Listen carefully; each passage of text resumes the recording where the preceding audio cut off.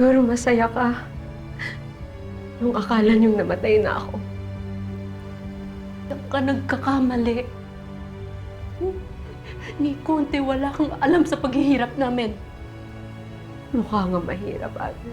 Sige, isipin mo kung ano gusto mong isipin. Husgahan mo ako hanggat sa gusto mo. Pero ito ang tatandaan mo, Amira. 6 na taon. Tandaan mo yung 6 na taon na nawala ka. Ang daming nangyari. Ang dami mong hindi alam.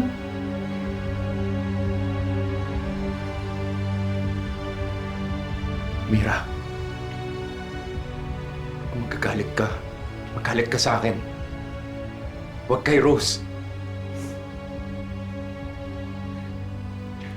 Ako nagsabi sa kanya huwag muna sabihin yung tungkol sa amin. Kasi hindi namin alam kung paano sasabihin sa'yo. Amira, ayaw ka lang namin masaktan.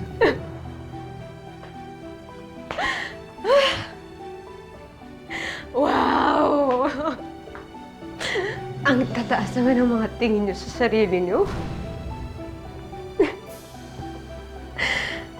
Akala niyo ba kaiinggitan ko kayo? Ang sa akin lang naman! Deserve ko malaman ng totoo! Deserve ko na hindi maramdaman na pinagkakaisahan niyo ako!